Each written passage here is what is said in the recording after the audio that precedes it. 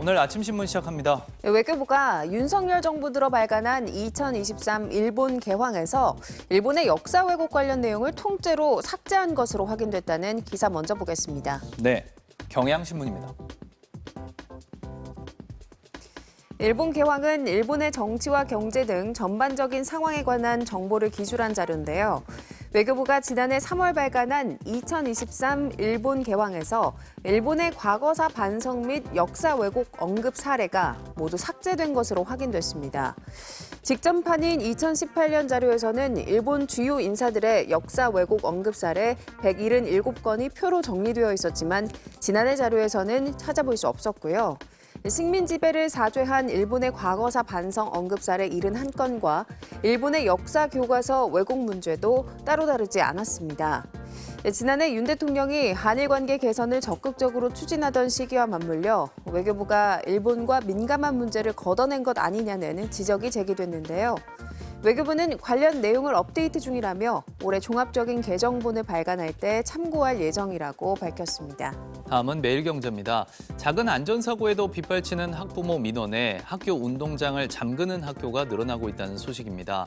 전국 교직원 노동조합이 지난달 전국 초등학교 4에서 6학년 학생을 대상으로 설문조사한 결과 10명 가운데 9명은 쉬는 시간을 교실에서 보내는 것으로 나타났는데요. 학생들이 교실 밖에서 놀다가 작은 안전사고라도 발생할 경우 교사들은 고소까지 감수해야 하다 보니 아이들을 교실 밖으로 내보내는 일 자체를 꺼리게 된 겁니다. 그러다 보니 운동장은 체육 시간에만 잠깐씩 활용되고 학생에게 사고가 날 경우를 대비해 사비를 들여 보험에 가입하는 교사들도 늘고 있다고 신문은 전했습니다. 이어서 한국경제입니다.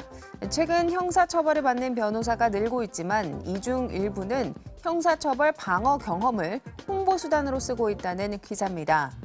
법무부가 2019년부터 지난해까지 5년간 대한변호사협회에 개업 등록 취소를 명령한 변호사 수는 모두 83명에 달했는데요.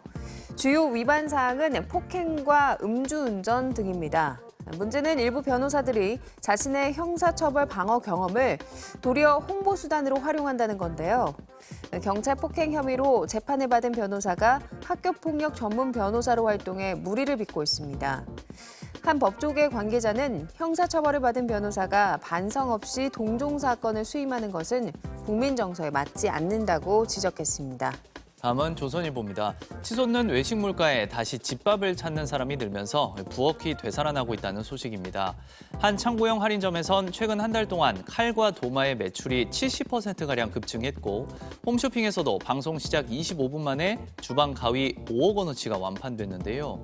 주방용품뿐만 아니라 식재료의 판매도 크게 늘었습니다.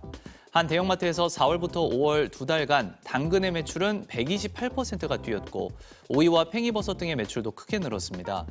최근 식재료 값도 많이 오르긴 했지만 그래도 외식 물가 오른 것과 비교하면 집밥을 해먹는 게 훨씬 낫다는 겁니다. 집밥 트렌드가 다시 돌아오면서 유통업계도 식품 매장 면적을 확대하는 등 분주하게 대응하고 있다고 신문은 전했습니다. 끝으로 지역신문 기사 살펴보겠습니다. 경남신문입니다. 경남 사천시 초양도 일대가 국제적 멸종 위기종인 상괭이의 보금자리로 공식 확인됐다는 소식입니다.